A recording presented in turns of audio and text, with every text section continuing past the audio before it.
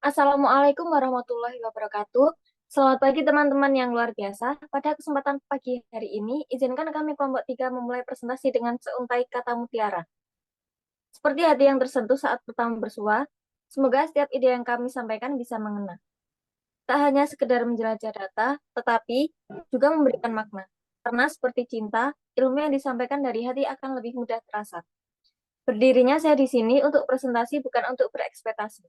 Karena tingginya ekspektasi membuat sakit hati, maka dari itu, perkenalkan, saya Flora Eka Putri Solihah dengan NIM 004 sebagai moderator, dan anggota kelompok kami, Ucahyani Fajrin Maulina dengan NIM 048, Dewi Nunzi Sakwana dengan NIM 024, Nur Azizah dengan NIM 032, Siti Marcelia dengan NIM 036, Ailatul Fitria dengan NIM 037, Gia Kenia Azahra dengan NIM 045, dan Sarki dengan NIM 043. Aku bukan tukang pos, tapi tugasku mengirim paket penting dari suatu tempat ke tempat lain di dalam sel. Aku punya tumpukan kantong, tetapi molekul masuk dari dan keluar untuk diolah, dan aku sering disebut pabrik permen. Siapakah aku? Ada yang bisa jawab? Badan Golgi. Betul. Badan Golgi. Agar betul, betul. Agar tidak menunggu lama, langsung saja kami berikan materi ini kepada pemateri kami. Waktu dan tempat kami persilahkan. Bismillahirrahmanirrahim. Eh, saya akan membacakan mengenai tentang pendahuluan atau menjelaskan mengenai tentang Badan Golgi ini secara fundamental, bukan secara komprehensif ya teman-teman. Adapun yang dimaksud Badan Golgi ini adalah organel sel yang di dalam eukariotik dekat dengan inti dan retikulum endoplasma atau yang disingkat dengan RE. Struktur ini pertama kali ditemukan atau orang yang pertama menemukan badan Golgi itu adalah Camillo Golgi ya teman-teman. Makanya nama badan Golgi itu mengambil dari namanya tersebut dari si pelopor atau si penemu badan Golgi, yaitu namanya Camillo Golgi. Adapun ini ditemukan pada tahun 1898. Golgi ini memperkenalkan organel inti setelah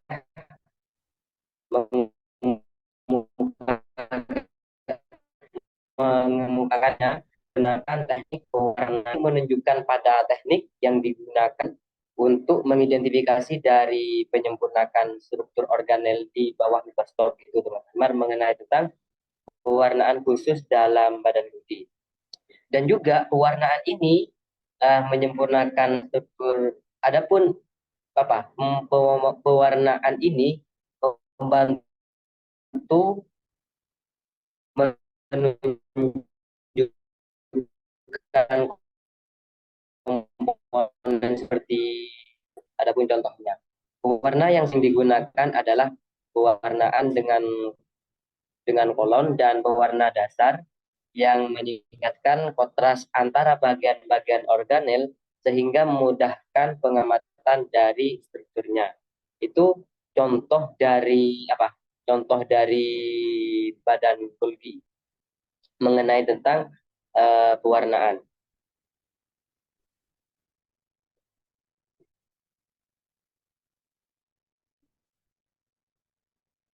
Adapun badan Golgi ini merupakan jenis organel sel yang dapat kamu temukan pada tumbuhan ataupun hewan. Badan Golgi ini disebut juga dengan kompleks Golgi atau aparatus Golgi dengan organel sel. Ini pertama kali ditemukan oleh ahli histologi bernama Camillo Golgi yang yang dijelaskan dari atas yang mengenai tentang penemu atau sejarah dari badan Golgi yang ditemukan oleh Cancelo Golgi gitu. Dan juga badan Golgi ini adalah organel polimorfik yang tersusun dari membran membentuk pipih berupa pembuluh dan terdapat gelembung kecil yang berbentuk mirip mangkok. Jumlah badan Golgi ini beragam ya teman-teman, mulai dari 1 sampai hingga ratusan. Untuk tiap sel, secara umum badan Golgi ini akan bersambung-sambung pada sel hewan, tapi tidak sel tumbuhan. Tentang badan Golgi ini adalah organel poliporbik ya, teman, yang tersusun dari membran berbentuk pipih. Adapun eh, perbedaan antara antara apa eh, retikulum endoplasma sama RA atau yang disingkat aparatus Golgi. Saya akan menjelaskan mengenai tentang perbedaan antara RE dan AG.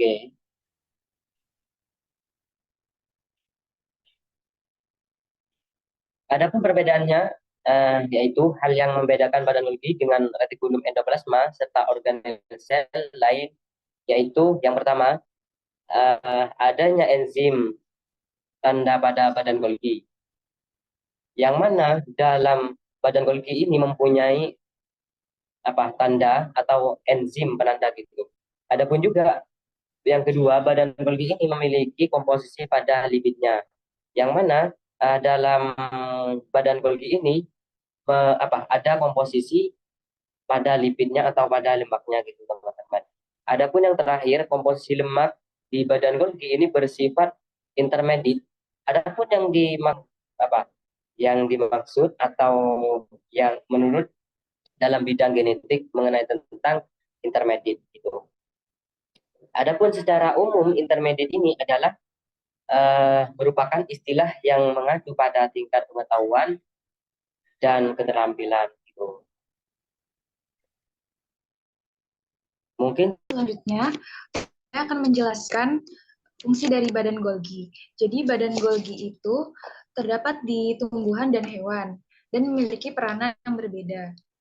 Pertama, pada hewan itu fungsinya untuk mengemas bahan-bahan sekret yang akan dikeluarkan dari sel. Yang kedua, memproses protein yang sudah disintesis oleh ribosom dari retikulum endoplasma. Ketiga, melakukan sintesis polisakarida tertentu.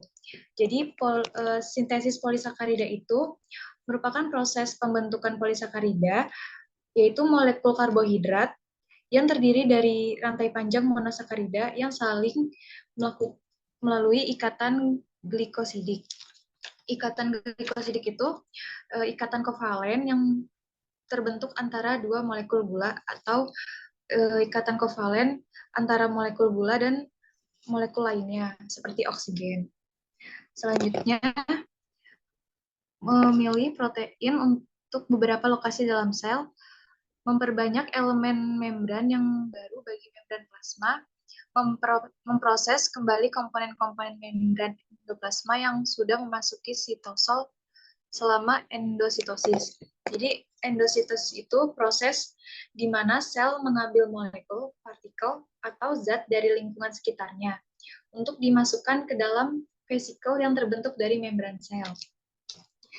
Fungsi badan Golgi pada tumbuhan yang pertama yaitu menerima produk sel dan mengantarkan ke bagian vasekula sekretori, memodifikasi protein dari hasil sintesis di retikulum endoplasma. Jadi proses modifikasinya itu protein yang disintesis dari retikulum endoplasma dikirim ke badan Golgi untuk dimodifikasi lebih lanjut. Modifikasinya itu berupa penambahan karbohidrat, lipid, atau gugus fosfat. Ketiga, mempersiapkan membran-membran untuk melakukan organel. Keempat, memilih protein yang akan disalurkan ke organel sel lain. Terakhir, membantu menyiapkan elemen-elemen terbentuknya membran plasma baru.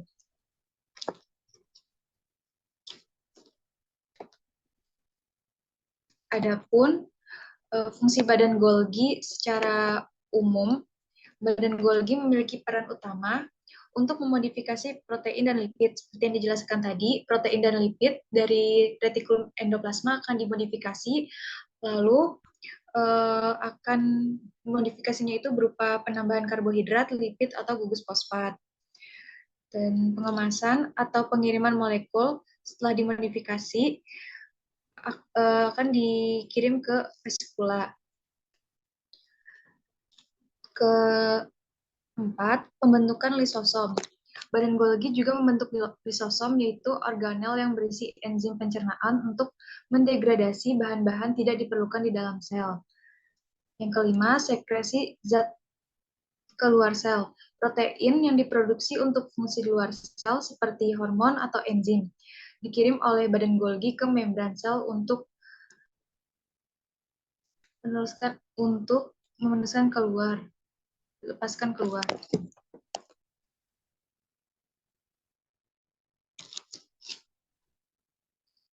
Selanjutnya, peranan badan Golgi di dalam sel. Peranan badan Golgi di dalam sel itu dapat digunakan untuk komunikasi, dukungan imun, dan pembentukan fasikula. Badan Golgi untuk komunikasi itu dengan cara eksositosis atau pengeluaran dari sel. Dukungan imun itu mendukung imunologi sel melalui modifikasi protein dan lipid yang dapat menjadi penanda sel. 3, pembentukan vesikula, yaitu terlibat dalam pembentukan vesikula sekretori untuk pengiriman hormon, enzim, atau protein lainnya. Mungkin segitu penjelasan dari saya mengenai fungsi dan peranan badan Golgi.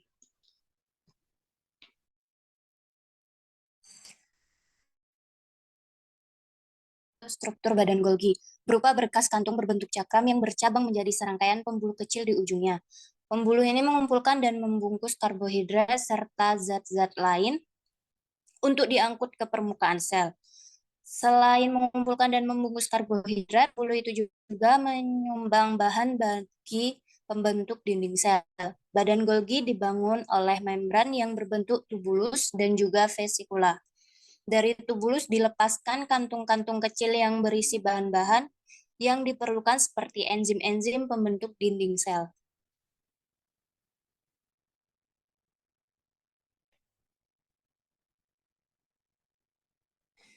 Selanjutnya, struktur badan Golgi dibagi menjadi 3 bagian. Yang pertama ada sakula, vesicle secretoris, dan microvesicle atau disebut dengan vesicle transfer. Fasikula ini adalah gelembung yang membentuk gepeng mirip cakram dan bertumpuk-tumpuk yang bisa dipisahkan oleh celah yang sempit. Pada badan Golgi, kedua permukaan sakula tidak sama, salah satunya cembung dan sisi lainnya cekung. Di sakula terdapat gelembung-gelembung yang nantinya akan dilepaskan menjadi butiran-butiran sekresi dari permukaan cekung dari sakula. Vesicle secretoris, ini bagian badan Golgi, adalah gelembung dari sakula yang ada di bagian tepi. Bagian ini adalah vesikel besar yang langsung berhadapan dengan membran plasma. Nantinya vesikel secretoris akan memproses protein pada lumel saculus yang tersangkut. Yang tiga itu ada microvesicle atau vesicle transfer yang ukurannya hanya 40 mm dengan bentuk menyerupai gelembung. Vesikel ini berasal dari retikulum dan terhubung dengan sakula. Pada bagian ini merupakan bagian pertama badan Golgi dan berperan penting dalam proses yang terjadi di organel sel ini.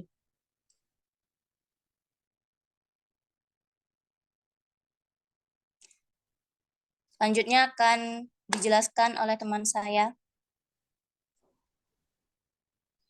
Baik, badan Golgi terdiri dari tumpukan kantong pipi yang disebut cisternae. Setiap cisternae dipisahkan oleh membran dan keseluruhan tumpukan disebut kompleks Golgi. Badan Golgi biasanya memiliki 3 zona utama. Yang pertama ada cis Golgi, terletak dekat dengan RE, di mana vesikula yang mengandung protein dari retikulum endoplasma memasuki badan Golgi. Yang kedua ada medial Golgi, yaitu bagian tengah di mana pemrosesan molekul seperti glikosilasi berlangsung. Yang ketiga ada trans Golgi, yaitu bagian akhir yang mengarah ke membran sel. Tempat molekul didistribusikan ke bagian lain sel atau untuk disekresikan. Ketiga ada vasikula, itu merupakan bagian penting dari struktur badan Golgi karena bertindak sebagai pembawa molekul dari satu zona ke zona yang lain.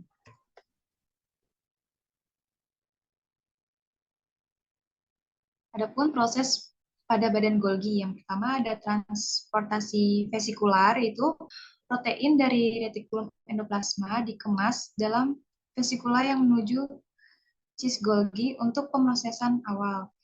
Kedua, ada pemrosesan molekul, yaitu molekul melewati cis ternae dari cis Golgi ke medial Golgi hingga trans Golgi. Pada setiap tahapan, molekul menjalani modifikasi tambahan. Yang terakhir ada distribusi akhir. Setelah melalui proses modifikasi di trans Golgi, molekul yang sudah selesai akan dikirim ke tujuan akhir. Misalnya, lisosom dibentuk dari trans Golgi untuk membantu pencernaan dalam sel.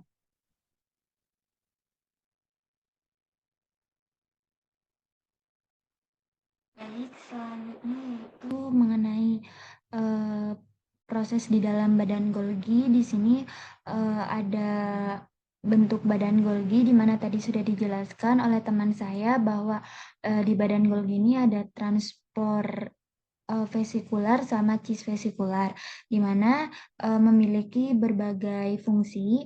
Dan di sini yang dapat kita lihat di sini adalah cis vesikular. Dia berfungsi sebagai penerima di badan Golgi yang akan menerima protein yang akan dimasukkan ke badan Golgi. Sedangkan di sini ada yang namanya transvesikular yang berfungsi untuk mengirim protein ke badan Golgi. Nah, untuk cis ini dia berseberangan dengan si badan Golgi, yang dimana si cis ini dia akan berfungsi untuk tempat penerimaan atau pemilihan pengangkutan sel yang akan ditransportasikan ke si membran sel.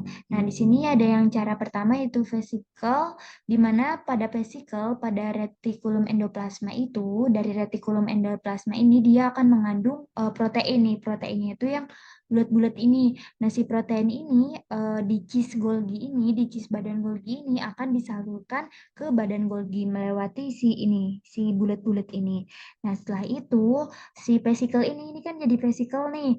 Si vesicle ini yang tadinya itu akan bergabung dengan cis. Dari sini dia akan masuk ke sini dan bergabung ke si badan Golgi ini melewati si cis ini. Lalu yang ketiga ini ada cisterna maturation, di mana si cis ini di dalamnya itu ada molekul. Nah, di sini kan ada molekul-molekulnya nih. Nah, di molekul-molekul ini akan terjadi pematangan si proteinnya. Di mana setelah terjadi pematangan protein di dalam si badan Golgi ini, dia akan masuk ke trans ini. Kan dia melewati tumpukan-tumpukan ini nih, dia akan melewati si butiran-butiran ini atau protein-protein dan lipid ini dan masuk ke trans ini, vesikular. Lalu nanti si transvesikular ini dia akan masuk dan dilepaskan ke luar, dan dia akan membawa protein ini menuju ke tempat yang dibutuhkan kayak membran sel, terus sel-sel yang lain yang ada di luar. Namun untuk protein yang belum matang dia akan dimasukkan nih dari sini nih. Dia akan dimasukin lagi, ini protein yang belum matang kan. Kan tadi ini udah matang nih. Yang ini kan udah matang nih, udah sampai di trans. Nah, nanti si protein ini kan disalurkan ke seluruh membran yang ada di luar badan Golgi. Nanti yang belum matang dia akan dimasukkan lagi ke badan Golginya lewat si trans vesicle. Kita sebutnya vesicle, trans vesicle ini. Nanti protein yang belum matang ini kan masuk ke vesikelnya ke sini, lalu nanti akan ditransportasikan oleh si badan Golgi ini melewati sini dan akan dimatangkan lagi. Nah, dimatangkannya oleh apa? Oleh enzim, di mana enzim ini berfungsi sebagai pematangan molekul di badan Golgi. Nah, setelah masuk ke badan Golgi ini kan ada vesikel. Nah, ini masih ada vesikel nih. Ini adalah urutan ke-6. Di mana si vesikel ini dia yang sudah matang akan diberikan ke retikulum endoplasma. Retikulum endoplasma kan dekat badan Golgi. Nah, si retikulum endoplasma ini nanti akan menerima si protein-protein. Nah, ini kalau misalkan kita lihat dari mikroskop. Nah, yang ini nih, yang kecil ini yang berpisah. Ini yang berpisah. Ini adalah vesikel. Vesikel yang sudah mendapatkan protein dan akan memberikan ke para sel-selnya. Nah, sedangkan yang ini adalah retikulum endoplasma yang halus.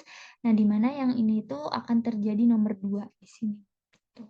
Oke, lanjut.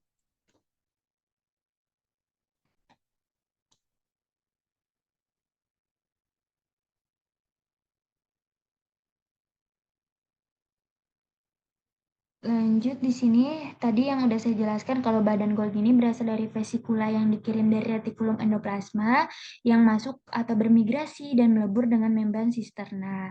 Sehingga akan adanya badan Golgi. Terus di badan Golgi ini akan terjadi transisi di mana dalam sitoplasma ini disebut zona eksklusif yang bebas dari ribosom. Dan zona ini sering dikelilingi oleh membran retikulum endoplasma karena ukuran badan Golgi ini yang sangat kecil. Banyak yang mengira bahwa si badan Golgi ini dia berkembang dari si retikulum endoplasma, padahal bukan. Terus di sini ada evolusi badan Golgi di mana dalam sel dapat terlihat pada pembelahan sel-sel tumbuhan dan hewan di mana jumlah badan Golgi dalam sel akan meningkat sehingga jumlah badan Golgi ini akan terus berkembang yang sama dengan jumlah Golgi pada induk sebelumnya. Jadi enzim ini dia ini bersifat sebagai recycle atau dia bisa digunakan kembali. Di mana pada saat si tadi kan enzim itu belum matang, dia akan dimatangkan lagi dan akan digunakan lagi untuk pembentukan protein selanjutnya. Itu sifatnya enzim. Jadi enzim yang tadi itu bisa masuk ke sini dan nanti akan dihasilkan lagi protein yang akan disebarkan ke membran atau ke sel-sel yang membutuhkan lainnya, ke jaringan yang lain. Terus di sini gimana sih prosesnya atau hasil proses sintesis protein di badan Golgi? Tadi kan disebutkan sama teman saya kalau fungsi dari badan Golgi ini yaitu untuk sintetis protein, di mana dia berlangsung di ribosom dan nantinya ditampung oleh retikulum endoplasma dan akan diproses di badan Golgi. Jadi di sini ada gambarnya kan, ini adalah retikulum endoplasma. Di sini ada ribosomnya, di sini adalah badan Golgi. Badan Golgi itu kayak gini, yang kayak apa ya? Ini tumpukan-tumpukan. Di sini ada cisternae, terus di sini ada transnya. Jika tadi yang dari ribosom dia masuk berupa protein yang akan ditransport oleh si vesikel tadi kan, dimasukkan ke sini ke si badan Golginya lewat si transport ini dan akan dimatangkan di dalamnya. Terus nanti akan disekresi di sekretori vesikelnya dikeluarkan dan akan diberikan ke yang membutuhkan. Tuh. Di sini kita akan di sini protein mula-mula dimasukkan ke dalam vesikula yang terbentuk seperti gelembung, yang kemudian gelembung tersebut akan menuju ke badan Golgi. Ke badan Golgi dapat kita lihat di sini. Nah, si protein ini dari vesikula dia seperti gelembung kan, kemudian dia menuju ke badan Golgi ini dari sini, berarti dari si transport ini dari sini proteinnya dia akan menuju ke badan Golgi. Lalu si protein yang udah mencapai badan Golgi ini akan direaksikan dengan zat lain, boleh itu lipid, terus juga ada karbohidrat, ada protein. Nah, tapi yang biasanya digunakan adalah protein dan lipid. Nanti dikreasikan dengan glioksilat atau gula yang menjadi glikoprotein di sini. Nah, di sini fungsi badan Golgi ini akan menambahkan si glikosilat itu pada protein. Nah, terus kan tadi ditambahin nih sama glikoprotein, nanti dimasukkan ke kantong-kantong sekresi. Ini kantong sekresinya. Dari sini nih, kita kan udah nih dikasih glikoksilat tadi, terus dimasukin ke sini, terus dimasukkan ke kantong sekresi. Nah, kantong tersebut ini yang akan mengeluarkan si protein ini dari badan Golgi melewati sitoplasma ke membran sel yang berada di bagian paling tepi sel. Ini membran plasmanya, sitoplasmanya nanti akan lewat sini, dari sini. Terus membran plasma ini akan membuka dan mengeluarkan protein dari dalam sel. Nah, ini kan membuka nih. Nah, akan mengeluarkan si protein dari si badan Golgi ini. Dan begitu proses sekresi protein yang bermula dari ribosom, dari sini kan, ini protein nih yang bulat-bulat ini melewati badan Golgi, dibuat di badan Golgi, terus menuju ke retikulum endoplasma ini yang di dekat si badan Golgi ini, ditampung di badan Golgi, ini kan retikulumnya nih. Nah, ini belakang-belakang ini terus dimasukin ke badan Golgi. Terus habis itu kalau udah selesai dikeluarkan oleh sel, nah disitulah mekanisme di mana adanya pembentukan atau hasil sintetis protein yang akan diberikan kepada sel selain dari ribosom yang akan diberikan ke retikulum endoplasma ini, lalu disintesis atau dibuat, ditambahkan glikoprotein di badan Golgi, dan habis itu disekresi melewati secretory vesicle menuju ke sel yang membutuhkan. Tuh, nanti bisa dibaca di sini penjelasannya. Nah, apa sih yang terjadi kalau misalkan badan Golgi itu rusak? Nah, badan Golgi ini tuh sangat berpengaruh ya pada sel. Apabila badan Golgi ini pada sel manusia bermasalah, di mana dia akan terjadi beberapa penyakit yang dimana pada artikel ilmiah yang diterbitkan oleh International Journal of Molecular Medicine, di sana disebutkan bahwa kalau mengalami kerusakan pada badan Golgi, ini peringatan darurat dari badan Golgi, dia akan terkena Alzheimer, Parkinson, dan beberapa atrofi sistem. Bahkan ada lagi artikel yang menjelaskan bahwa si badan Golgi ini dapat berhubungan dengan autoimun. Jadi kalau misal badan Golgi udah rusak, wah autoimunnya yang akan kena. Ini ada penyakitnya, ada yang disebut dengan gangliosidosis, di mana gangguan metabolisme yang dihasilkan dari badan Golgi, dan ada glikosilasi kongenital, di mana kondisi yang mempengaruhi pengolahan protein dan lipid dalam badan Golgi yang menyebabkan masalah neurologis, pencernaan, dan pertumbuhan. Karena si badan Golgi ini biasanya itu ditemui di organ tubuh manusia itu di em, ginjal dan hati. Tuh, di ginjal dan hati. Eh, ginjal dan hati. Di Oke, ginjal dan hati. Nah, ada yang mau bertanya? ada yang mau bertanya? Kalau ada yang mau tunjuk tanya ya, tunjuk tanya, tunjuk tangan ya.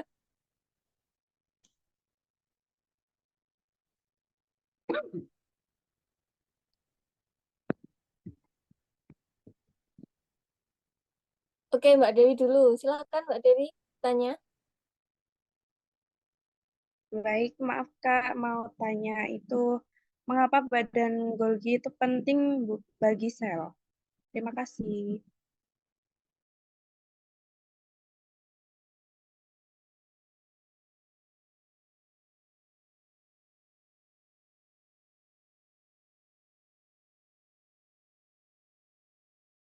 Oke, Mbak Dewi, kenapa sih badan Golgi itu penting dalam sel?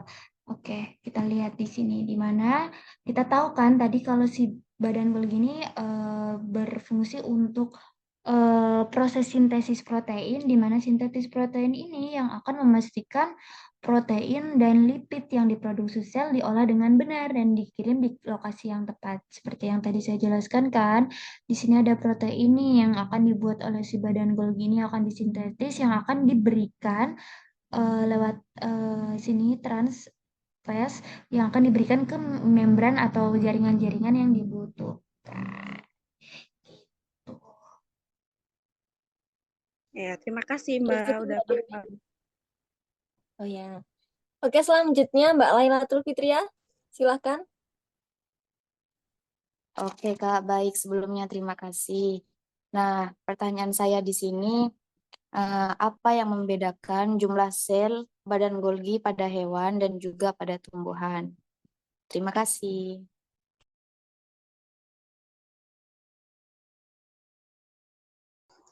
Baik, saya akan menjawab pertanyaan dari Mbak Laila.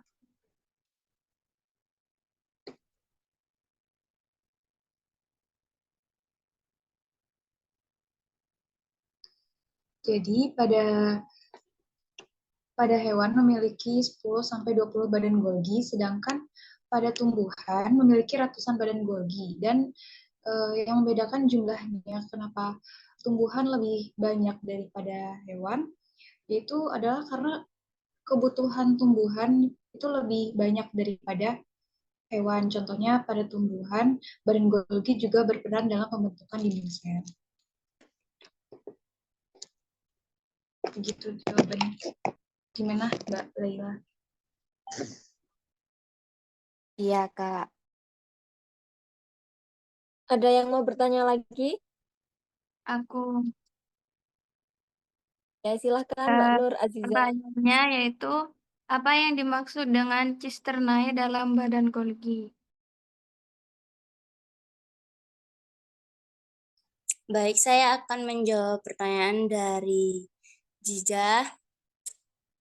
Cisternae itu adalah tumpukan kantung gepeng yang membentuk struktur dasar badan Golgi, yang dimana berfungsi sebagai tempat pemrosesan dan pengemasan protein.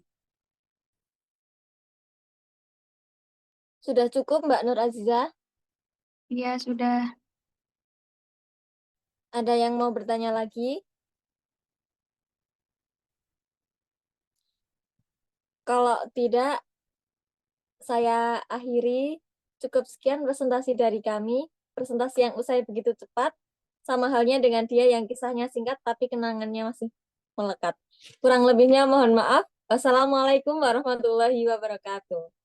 Waalaikumsalam warahmatullahi wabarakatuh.